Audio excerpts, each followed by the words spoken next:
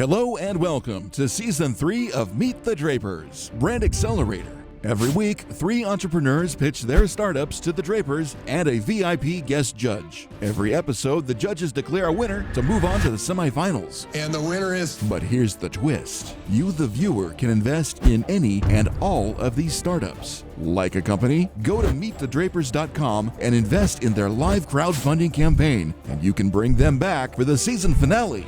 The crowd is voting in 3 of our finalists. This is your shot to invest like a venture capitalist. Now, let's make some money. Welcome back to Meet the Drapers. So great to have you back. We have a really great show today. I'm Tim Draper, a global venture capitalist. This is my dad, Bill Draper. He's a pioneer of venture capital. And my sister, Polly Draper, who's an actress and director, writer of some of the funniest things you'll ever see. And today we have 2, count them, 2 guest judges. One is Grant Cardone. I just want to be a Draper. Okay, well that's your wishes. You must have seen the show before. No, Welcome to the family. Okay, Grant Cardone Draper. We were talking about the origin of his family name, and so we just decided to change it. Yeah. So Grant Draper Sounds good. is a motivational speaker. He's written 10 books, big bestsellers, really awesome books, and runs a real estate empire.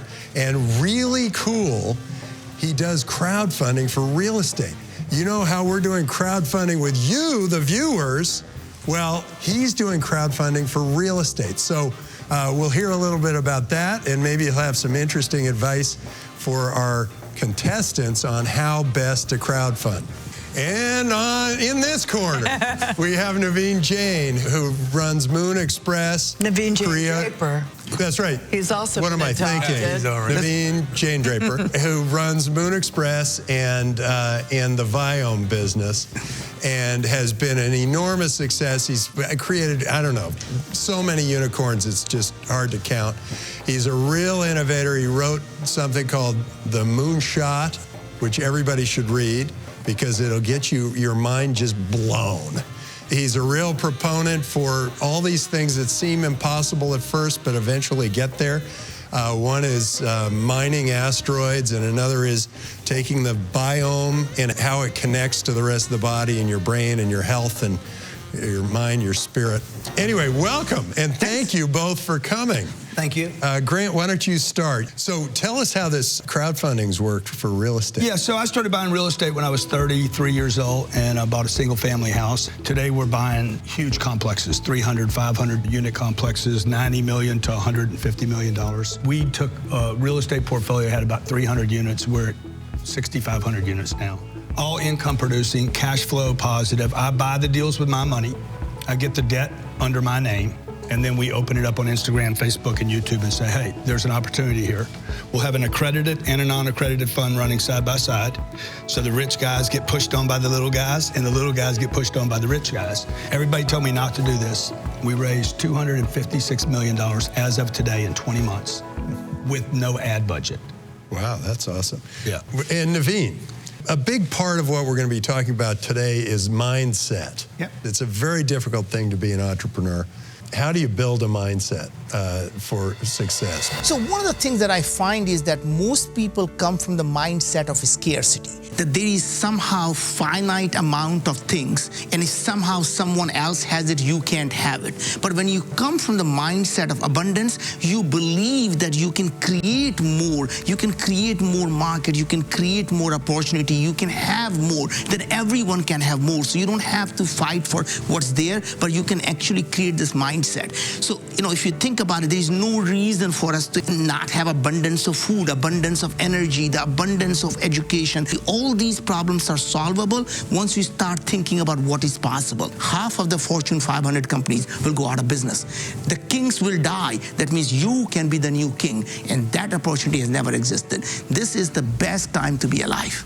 Terrific. I'm so glad you're a Draper. You proud of yourself? I am. Okay, now with that as the base, mindset, We've got 3 entrepreneurs. We're going to bring them in. They're all going to be open for crowdfunding. We're going to evaluate them and determine which of them is going to go on to the semifinals. So let's bring on the entrepreneurs. But before we do that, let's see what's going on behind the scenes.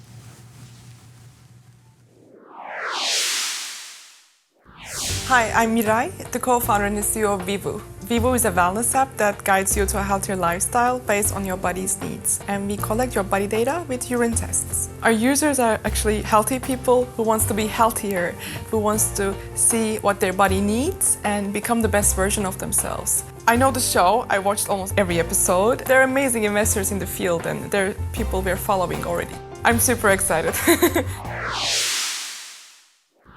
Welcome to Meet the Drapers. Give us your pitch. I'm Mirai, the co-founder and the CEO of Vivoo.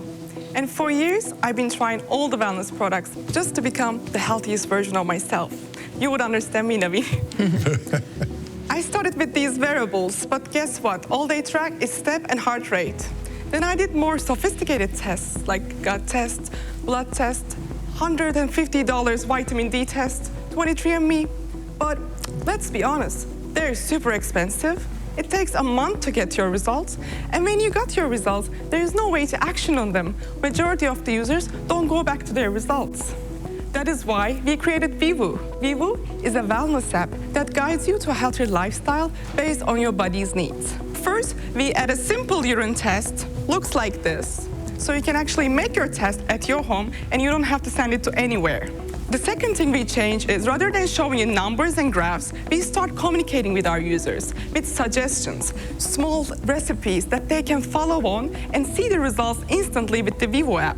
We track 8 parameters, including your hydration, pH, ketones, immunity, and much more. All you have to do is pee on the sticks or dip it in your urine and wait for 120 seconds and scan it with your Vivoo app. You can easily find it in iOS and Android store. We're selling subscriptions as low as $9.99 a month. You will get a bunch of strips that you will be able to track your development and you will see the effect of your advice directly in your results. So since we launched 4 months ago, we reached 10K MRR, thousands of users, hundreds of subscribers, and sold more than 20,000 tests in the United States market. And we spent $0 marketing dollars to reach this. How did you reach these 20,000? Partnership marketing through wellness subscription boxes and some corporations through employees. And did they pay for it or you just shipped it? They pay for it. So our customer acquisition cost is positive because we give it to corporations, we sell it to them, and they give it to their customers or employees, and they come back to our website and subscribing. How much does each cost? Between $9.99 to $24.99 through our website. No, for how many? 2.5 times. 4 strips. 4 strips. What's your cost to produce? A pack like this, we sell it between $9.99 to $24.99 on our website, and it costs us $1.50 to produce this like this. Wow. Margins are pretty high, average is 10x. What is your sales volume now? We shipped more than 20,000 strips by now, and 10K MRR. But I mean per month. Last month, what was your sales? It was around $15,000. 1.5. 1.5, yeah. Yeah. Are you doing anything to evaluate people, and if their blood glucose level is too high or something, do you say, red alert, you've been eating too much sugar? Or what do you do any of the doctoring, or do you just kind of give them the information, let them figure it out? We give information and actionable advice to follow, mostly nutritionists and lifestyle dependent. It can be even stress reducing with meditation or prebiotics for an inflammation or antioxidants for an inflammation. What are you measuring on those 8 things? I still, not those. For example, UTIs is nitrates in your urine. Got it. Immunity, we're looking at infections, which is white blood cells in your urine. And in kidney, we look at proteins, which there shouldn't be in your urine. What's your biggest problem? As I told you, we started 4 months ago. It's a pretty young company. 4 months ago. And we need really, really strong partners to make this basically available for everybody. It should be in your company's toilet, like next to tampons and mouthwash. It should be that eligible. What's your marketing plan? So we already have a really dedicated user base who's been using Vivoo for months now. They don't just share their insights scores, they even share their sticks with pee on it.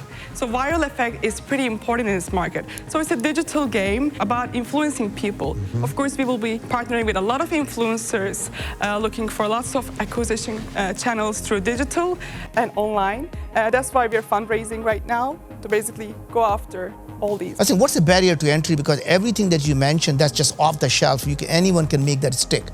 It's literally off the shelf components, right? Urine test as like a 40-year-old technology. Yeah.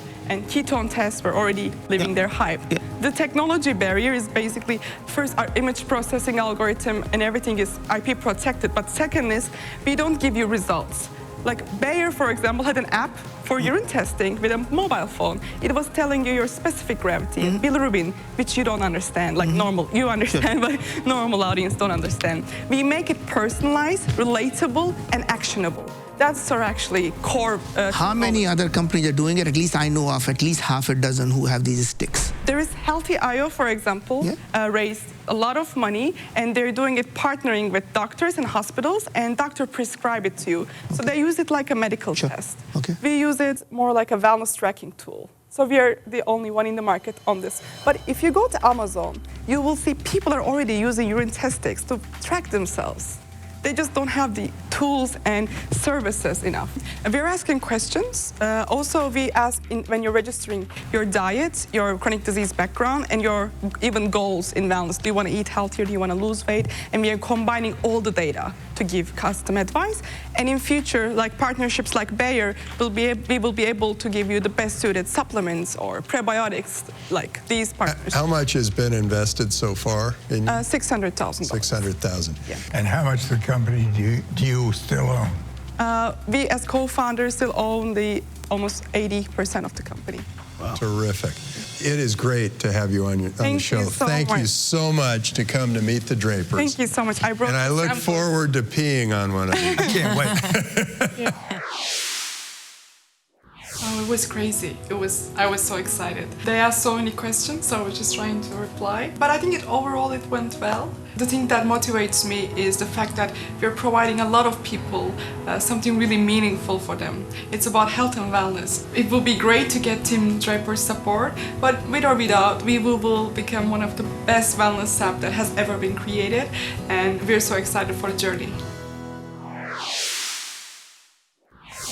So, what did you all think? Vivoo. I loved it. I absolutely love it. I love her as an entrepreneur, love her passion, and I love the product. I mean, there are very few products you say, I want it for myself, and I would give it to everyone I know. It's just a no-brainer to me. I think people are so interested in themselves. Like, I know that I was like, I want to go see what the results are right now. Yeah. I loved your idea about the dissemination in a contained environment, so she gets big social presence, a big burst, rather than waiting for one company at a time to pass it out. And then there's peer pressure to check. Yeah. What's your energy level, your ketone level today? Yeah. Incredibly She has valuable. not done the good job of focusing on people who are on keto diet, they want to measure their ketone every day, right? So if you're on a ketogenic diet, which are tens of millions of people, you go into that keto diet group, you can sell them to everyone, right? You go find one place where you have one other thing, UTI, find a group and just nail that thing, right? Do you think her distribution channel is, to me, the broken part of the business? I wouldn't go after employers. What she's doing, that's a broken model. This is a direct-to-consumer product. Yeah, totally. Do you think that the tests that she's doing are the best tests or the most likely to be done, or what? I mean, these are more very consumer tests, and which is really what you want. These are exactly the thing what consumers want to know.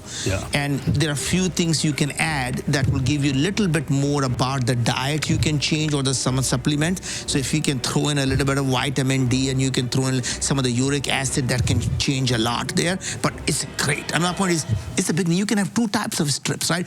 Basic and advanced. And now you can charge a lot more for advanced. Getting into it right now. Right? My point is, basic, you give it away, and then you sell them advanced. Tonight, when I'm peeing, I'll think of all of you. Yeah.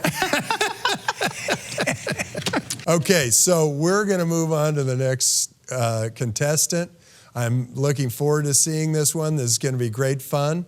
But before we do, let's see what's going on behind the scenes.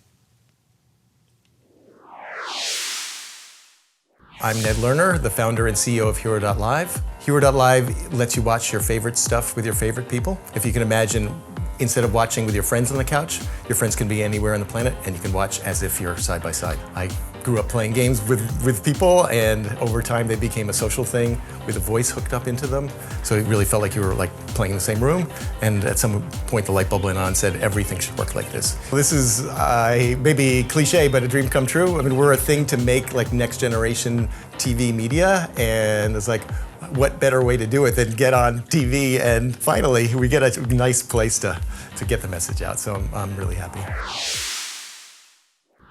Hearo.Live, welcome to Meet the Drapers. Give us your pitch. I'm Ned Lerner, the founder and CEO of Hearo.Live. We let you watch your favorite stuff with your favorite people. Talking and playing is great. It's fun, it's exciting, it's social, and it inspired us. What if instead of talk and play, we could do talk and watch? What if we could bring the best of game technology to the whole giant media and entertainment market? Hearo brings the live human connection of state-of-the-art games to all media in 2 easy steps. First, you pick what you want to watch. Today, YouTube and Twitch, and soon, Netflix and TV. And 2, you pick who you want to watch with. You send a magic link to your friends or post it on social media and to all your followers. And in seconds, you're talking and watching together. We let you watch your favorite stuff with your favorite people. That makes media more fun. Our game-like platform connects media makers to their massive audiences. We just launched our beta, and already we're lining up customers with over 1 billion viewers to do Hearo pilots, including both giant sports associations and big esports leagues. Talking and watching is fun, social, and it electrifies media. So try it and see the future of entertainment for yourself. Can't I just do this on Twitch already? You can do a little bit on Twitch. Twitch is text-based, so you can go into Twitch and type, but if your friend is there, they'll probably never see your typing because there's so many other people typing. But I thought there were these Twitch casters who basically are talking the whole time. Yeah, so which is just like not just texting, TV. But talking. Yeah, so the broadcasters can talk, but the audience is typing. With ours, the audience can talk too. Yeah, the audience. So it's like the Tower of Babel, though. It could be, but that's one of, I think, our invention. Each group of friends has its own private box, like the private box at a stadium. So typically the groups are 2 to 10. But to scale, we can have 100, 1,000, 10,000 boxes of people. And we can actually mix all the voices together to create a crowd sound. So it's really like a virtual theater, a virtual stadium. If something happens, you can hear 1,000 people cheer or laugh or applaud. So how do you make money? We are B2B2C. So you go to all the game companies, you go to Activision or whatever, and you say, hey, we'll put talking into your product. And then once we do, is there some way you reach the end user? Is there some way you get to the C, or is that just through Activision? We're a mobile app and a website thing, so we're on top. So you watch, and your friends are kind of on top of that.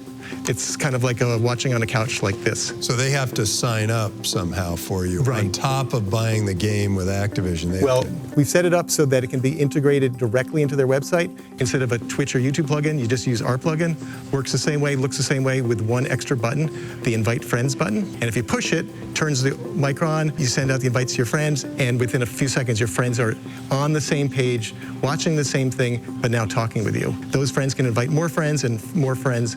We see typically the average person invites 3 people, which is a win for everybody. If you're there talking with your friends, it's fun. People tend to stay longer. And since we're on top, you can add in call to actions buttons like buy this game, subscribe to me. We're talking to wagering partners. So there's all sorts of additive things. The analogy I like is like, if you're a sports team, you really want people to come into your stadium because once they're there, you can sell them the hot dogs and the hats. Is it legal to put advertising on top of someone else's content? I thought you couldn't modify the content, put your ads on top of that. So the best analogy I have is ad blockers. Ad blockers are a big profitable business. No one's shut them down. The fact that ad blockers exist on all platforms is a sign that the user has a lot of control over what they see and how they want to see it. There have been some companies in the .com era where they added their own ads on top of that, they were shut down in 30 seconds. Again, we're B2B2C. Our goal is to enhance the media maker's experience. If they want us to add ads, that we will, and if they don't, we won't. Again, we're happy to play in the background and be a partner. Where do you make money then? Yeah. So globally, media and entertainment makes about 25 cents an hour, and our service is about 4 cents an hour. So it's a small incremental cost in return for you can capture the audience's clicks, you can capture their attention, you can even capture their sentiment. You can literally listen to the audience as if it's a live audience and hear if they're excited or sad or whatever. So it's an enhancer to the existing media What's it business. cost? What's it cost for me to have this? It's going to be about 4 cents an hour per viewer to add to your So site. what do I need to buy? It's software as a service. Okay. So the basic package is just. So how do you get it to me?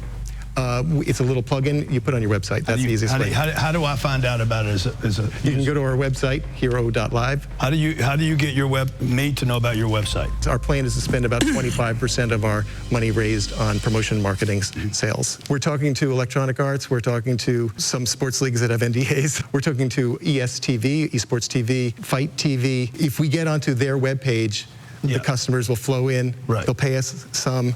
The customer, and the more, hopefully the who will pay you? Like the UFC would pay you, not the end user. Right. It's an enhancement to the existing media makers. Yeah. Right now, most media makers are very much separated from their customers, either on the other side of TV or maybe they're on the other side of YouTube. But if you can get your customer on your website, then you can do all the extra stuff. And you know who they are, you can direct message them. It gives them, for the first time, a real reason for people to come to your property instead of the big media company. Terrific. Well, thank you so much for coming on the show. Oh, well, thanks for having me. A pleasure. The experience pitching with Drapers was nothing like I'd ever done before. They asked some hard questions, good questions. It shows that they understand what we're doing. We're busy working on our web plugin, which is our first real B2B product. It lets you take our app and just within a minute put it onto any web page, any website. I think we're probably different than a lot of investment opportunities in that you should try it yourself, with your family, with your friends. It's something designed for anybody who watches TV, which is like 5 billion people, so try it. So what did we all think of Hearo.Live, Hearo Live? I didn't quite understand what it does until I saw a little bit about it. He needs to come in with a demo that shows how I'm going to get immersed into that thing and use it every day. For me to imagine giving money for it, I got to see how other people are going to use it. I thought it was for some hearing aid thing. Oh, wow. Yeah. Yeah, it was a crazy name. It's a crazy name. It's the craziest thing I've ever thought a human being would spend their time on. Is inventing ways so that a bunch of disconnected people could watch something and make their stupid peanut gallery comments about them. This is pretty funny coming from an actress where they're doing exactly that. No, I know, I don't So this like is, it. but it's exactly why I hate it. But Polly, they do that. I mean, I think I would not invest because I think it's a little hard to figure out how he's going to who's going to pay him to watch this. I mean, I don't think they'll see that much Cost value. is pretty high, 4 cents per hour paying them. That could add up a lot. Yeah, and Twitch became enormous. Yes. Twitch is watching other people play video games, Right. and it's. No, I know. Yeah, that's my point. I think it's. I know, and I Hundreds think of that's millions. it. Hundreds of millions of people now watch it. I still don't understand how I people don't watch get them. it. Spectators. People Yeah, love being it's just spectators. like I watch football because I played it. I'm sure these guys watch. But it's not Or you about- ever call, because they played it. somebody you No, really it's- care about while you're watching the game and they're not with you? And you say, did you see that play? Dude? Right. Yeah. That's why they need to change the name to Trash Talk or the Peanut Gallery. Right. Or Oh, absolutely. Monday, whatever the Ooh, I quarterback like thing, that. whatever. Monday morning quarterback. Morning quarterback. Be the expert. Be the announcer. Yeah. Okay, good. Well, let's see. We piano stick. We trash talk. We're really moving this thing forward in a great way. Very classy. Since we are, let's see what our third entrepreneur has in store for us. But first, let's see what's going on behind the scenes.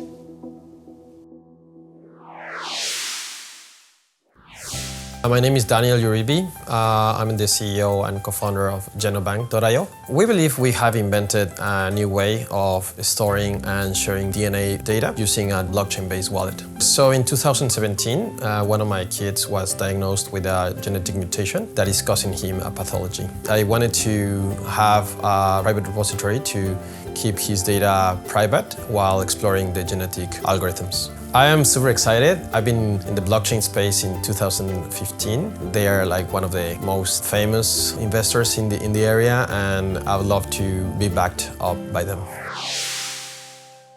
So let's see our third entrepreneur, Genobank.io. Give us your pitch. Thank you, everybody. This is a privilege for me.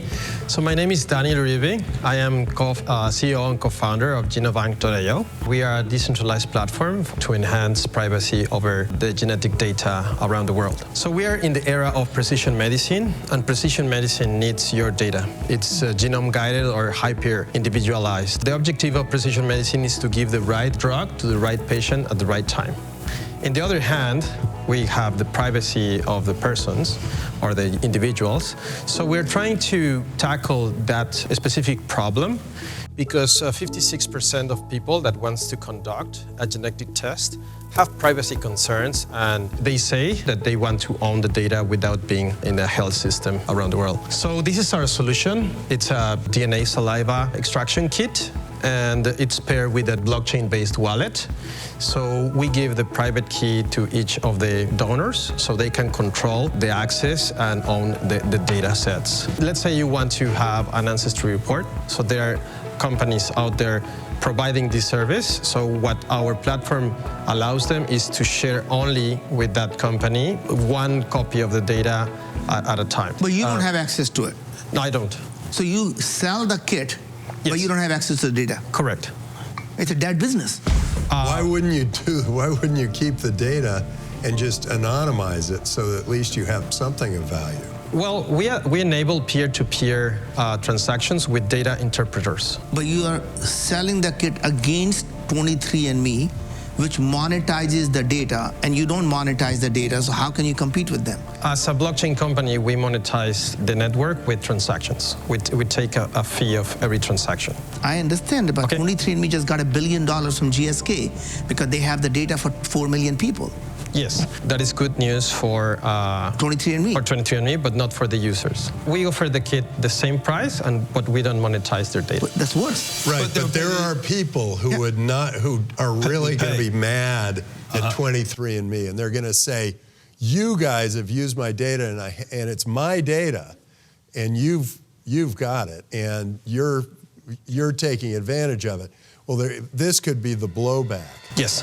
The incentive for people, like I got inspired to do this project because my son has a mutation, right? So I want this platform to work in order for me as a father to look for clinical research or genetic interpretation algorithms, but in a private kind of way. I don't want either Helix or 23andMe or Ancestry to have my son's data. Why not? If you want the problem solved. I don't trust them because... No, my point, if you have a son that has a mutation, you want to give it to the world and say, guys, find a solution, here's a mutation, go tell me what to do. Yes, but to your point, I want to control and revoke access whenever I want. Well, the issue is whether people will pay for the privacy. And Instagram, Facebook, these social platforms would suggest that billions of people are fine with having all their information out there, including the iPhone and the Android even that I'm if they walking pay, around with.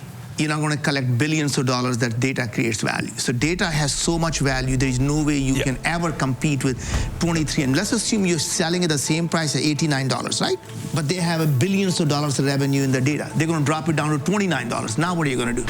Well, to your point, like California Consumer Privacy Act is going to be active in 2020, right? So now people will be legally entitled to get their data erased. So my concern But they can do that right now. You can download your 23andMe data right now. Yes, but you cannot make them erase. Next year you will be able. But that's a question. Have you done a focus group and found that 5% or 10% of the people are saying, I would pay extra so that I control my own data, and I'd pay extra, and then I'd actually get some revenue, which I'm assuming they're going to get a piece of this, for my data. Actually, even in the $99 space, there's revenue to be made. 2,700 people we interviewed. And so 1,350 said Yes. that we would like to control our own data. Better said, they don't want anyone to own their data. No, but would they pay for it? Would they pay for it? Yeah. Oh, yes, of course. What would they pay? Didn't ask. Well, that would have been the time to say, okay, good, pay now. And then find out how many of those 1,350 people will pay you, because that's what's good. That's the ultimate test. Yeah, I agree, but nevertheless, we advertise at the same But you're price. missing the point. Yeah. Advertise at the same price and you have privacy. They don't have privacy. They can drop the price down to $40 more. Then what? Yes, they're already doing it, and like there's a lot of people receiving the kit as a gift. And They don't deliver it to 23andMe because they have privacy concerns. No, I'm saying 20 people are there. I can see them sell for $29 right now.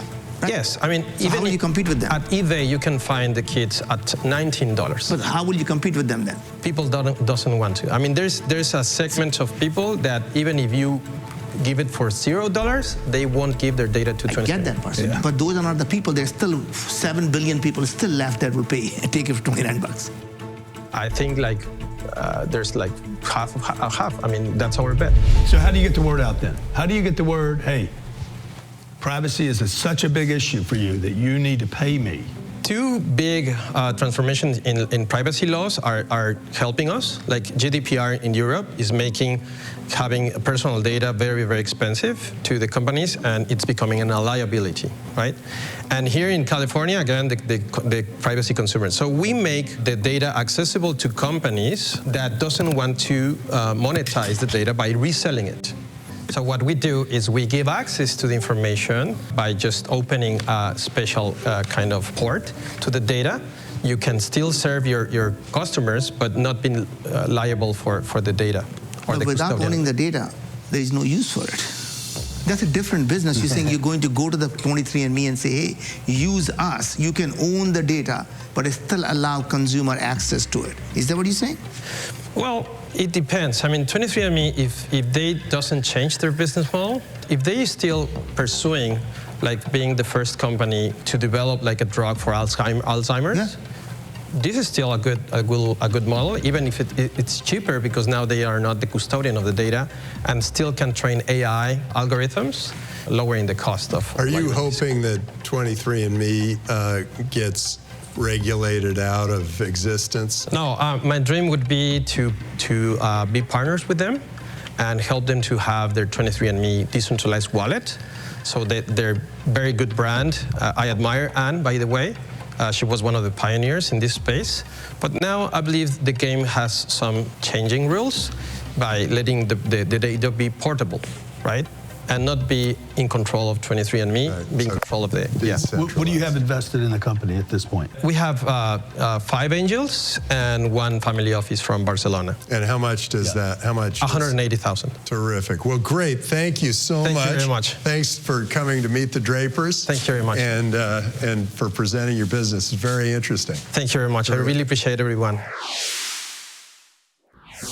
It was awesome. It was a privilege. I mean, already being here is a great experience. I received some pushbacks, but it's exactly the battle that I want to win. It gives me hope that we are at least putting a very good bet on the future or the alternative future of these companies that are just making a business model on the user's data. This is dedicated to my son, and I will make sure that parents around the world will have an alternative and be the custodians of their children's data. So, what did you all think of genbank.io? I had a problem with the entrepreneur. He didn't take control. I felt bad for him because all of you guys were just like shouting him down. Yeah, but the problem is he didn't take control. Yeah. And he can't run a company that's going to be a big success in my book without taking control. And he's in a couple of space strong personalities, though. Yeah. So, Sure. I can understand. Yeah, but they're super smart, so what are you going to do? I mean, if you're super smart and super opinionated, the entrepreneur has to be That's why he's only got $180,000. But my heart was going out to him. That's all I have to say. But you wouldn't invest in him. No, but I wouldn't invest. You can't answer hard questions. It went bad because it went bad. He didn't make it go bad.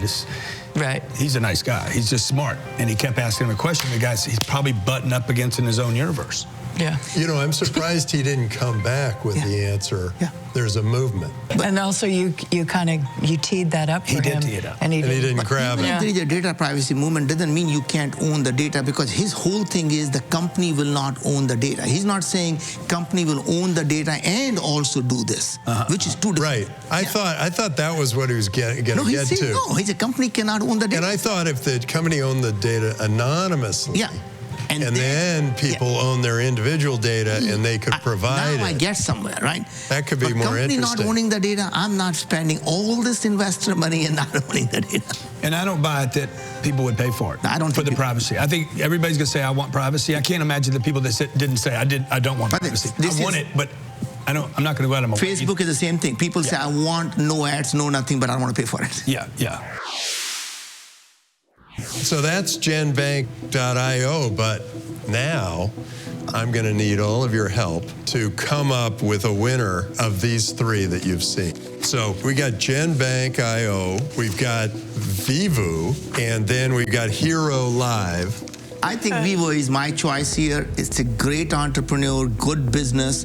I really think that has legs underneath it. It's a good direct-to-consumer, and if here is a great polling. If we all will use it, if somebody say, hey, it's for $1, we'll all use it.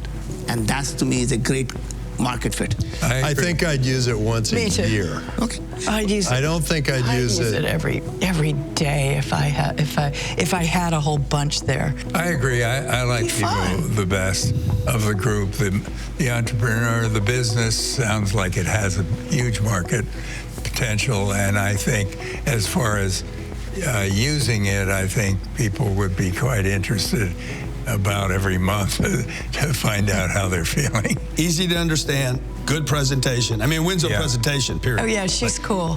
I gotta say, it was a good group of entrepreneurs, and I think it's one of the best groups we've had. Let's bring them on.